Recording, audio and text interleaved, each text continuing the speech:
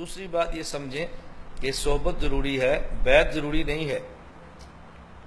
صحبت ضروری ہے، بیعت ضروری نہیں ہے۔ یہ الگ بات ہے کہ بیعت کے بغیر نفع مکمل نہیں ہوتا، لیکن اصل کیا ہے؟ صحبت، ایک کے پاس رہنا، ولی کی خدمت میں خود کو پیش کرنا اور ان کی صحبت میں رہنا، ان سے استفادہ کرنا۔ بعض لوگ قریب رہ کر بھی بہت دور ہوتے ہیں اور بعض لوگ دور رہ کر بھی بہت قریب ہوتے ہیں۔ بعض لوگ دور رہ کر بھی بالکل اپنے شیخ پر فنا ہوتے ہیں اور بعض لوگ قریب رہ کر بھی اپنے شیخ سے بہت دور ہوتے ہیں۔ میں ابھی دبئی کے سفر میں تھا، تو میں صرف کبھی کبھی یہ بات بتاتا ہوں کہ بعض لوگ دور رہ کر اپنے شیخ پر فدا کیسے ہوتے ہیں۔ میں دبئی میں تھا، تو میں نے شاید آپ کو سنایا ہوگا واقعہ، میں سے بیٹھے تھے تو میرے پاس موبائل تھا ایک، اور دوسرا موبائل اس کا نیچے سے کیمرہ ٹوٹا ہوا تھا، تو دو لڑکے بیٹھے تھے۔ میں نے مذاق میں کہا بھی یہ میرے پاس موبائل S5 ہے، اب یہ ٹوٹ گیا، اب اللہ 6 بھی دے گا، بس ایسے میں نے کہا اللہ دے گا، اللہ کریم ہے۔ تو میرے وہاں بیت مرید ہے مجھ سے، گھر ان نے بلایا دعوت پہ، ان کا چھوٹا سا بچہ ہے، اور جب لاتے ہیں میرے پاس تو میں نے ان کو ٹوپی ہدیے میں دی تھی، وہ ٹوپی اپنے بچے کے سر پہ انہیں پہنائی ہوتی ہے۔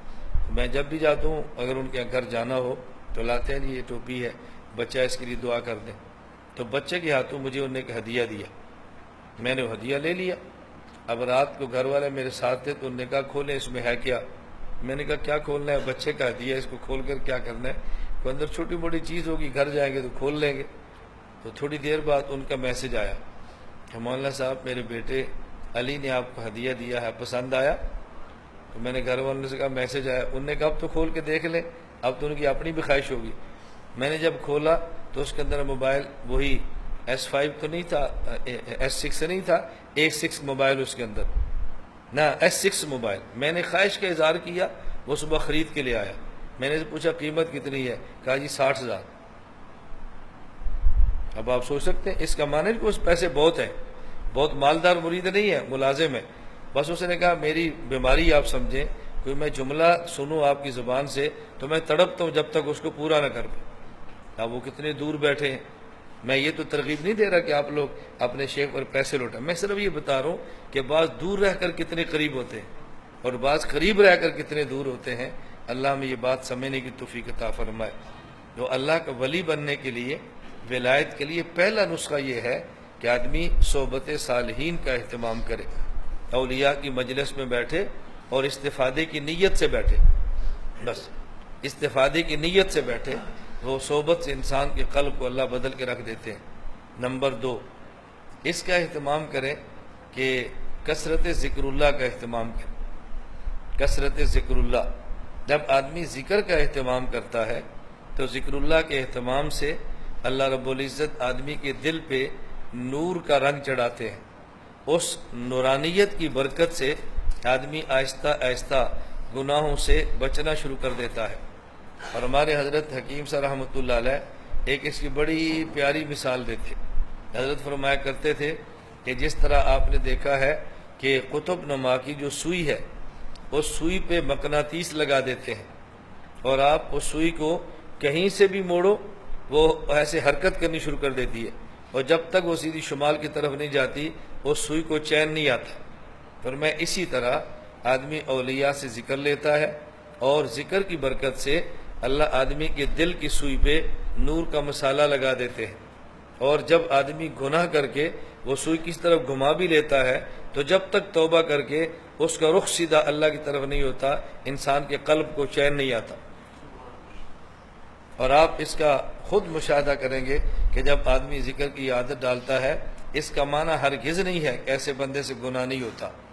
ذکر کرنے والے سے اگر گناہ ہو بھی جائے تو جب تک وہ توبہ نہ کرے اس کو چین نہیں آتا۔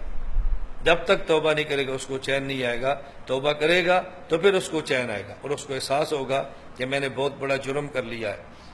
اور ذکر کے حوالے سے دو باتیں سمجھیں۔ نمبر 1، آدمی ذکر اللہ کرے اور مسلسل کرے، کبھی کرے اور کبھی نہ کرے، کبھی کھائے اور کبھی نہ کھائے، کتنا فرق ہے۔ اگر آپ اپنے جسم میں طاقت چاہتے ہیں اس کا حل یہ نہیں ہے کہ ایک دن 10 روٹیاں کھا لیں اور دوسرے دن 1 روٹی بھی نہ کھائیں. اس سے بدن مضبوط نہیں ہوتا، اس سے بدن کے تناسب میں خلل آتا ہے اور آدمی بیماریوں کے اندر مبتلا ہوتا ہے. اگر اپنے بدن کو طاقتور اور بدن کو مضبوط بنانا چاہتے ہیں تو خوراک کا مسلسل کھانا ضروری ہے، اگرچہ وہ تھوڑی ہی کیوں نہ ہو. مسلسل کھائیں اگرچہ تھوڑی کیوں نہ ہو، خالص کھائیں، مسلسل کھائیں اگرچہ تھوڑی ہو. تو آپ دیکھیں نا جسم کتنا مضبوط اور توانا ہوتا ہے. اگر اپنی روح کو مضبوط رکھنا چاہتے ہیں تو پھر کبھی ذکر پوری دوادہ تسبیحات کر لیں اور کبھی ایک بھی نہ کی، اس سے روح مضبوط نہیں ہوتی.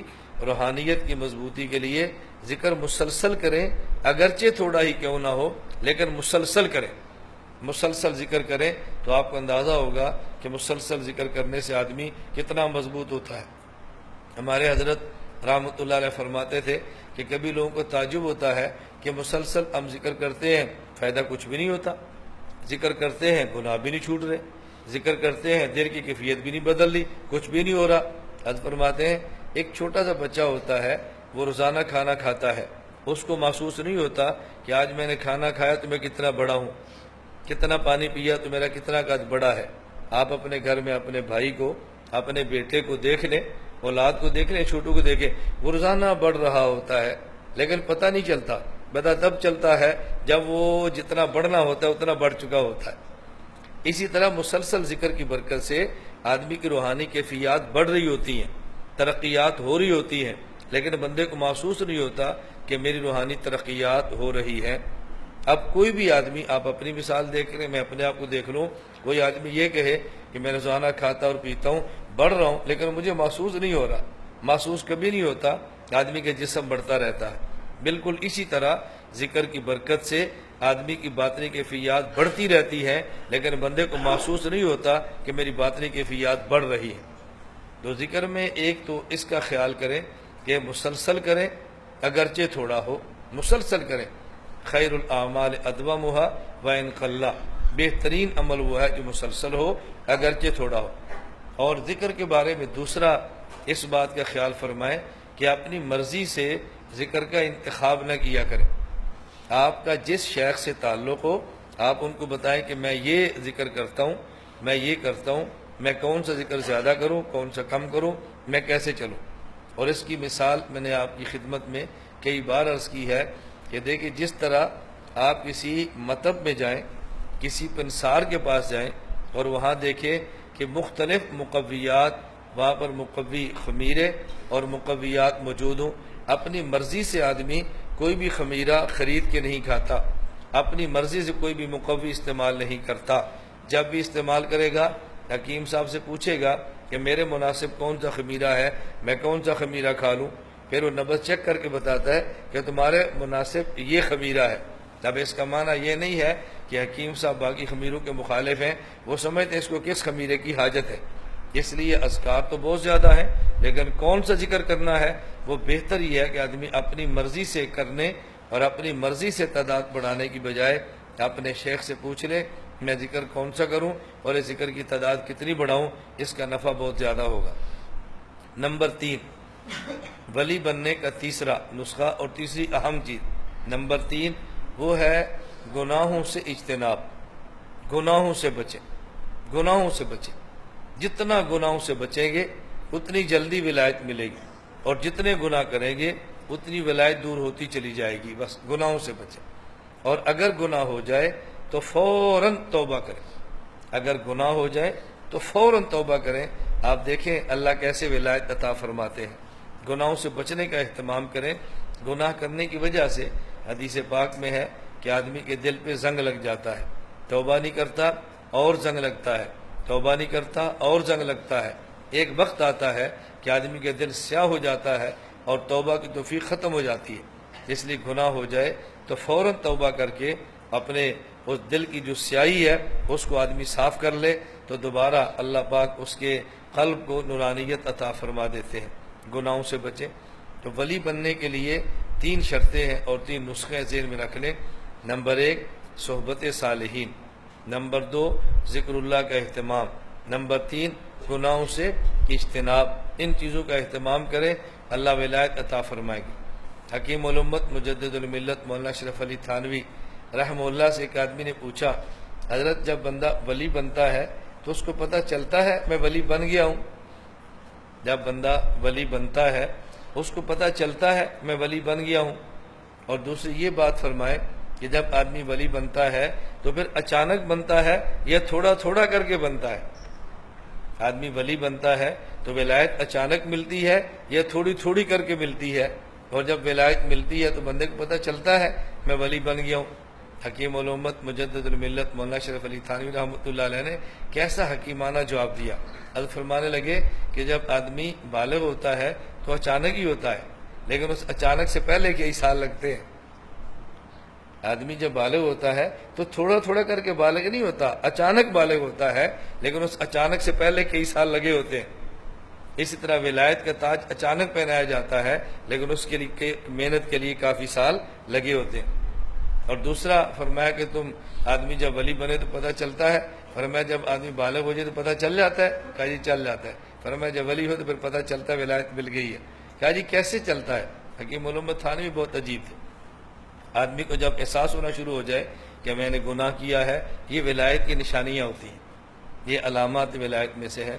ایک تو آج کی مجلس میں نے آپ کی خدمت میں عرض کیا کہ ولی بننے کے لیے 3 شرطیں ہیں۔ نمبر 1 صحبت صالحین، نمبر 2 ذکر اللہ کا اہتمام، اور نمبر 3 گناہوں سے بچنے کا التزام۔ 3 چیزوں کا اہتمام کریں، اللہ ہم سب کو ولایت عطا کرے۔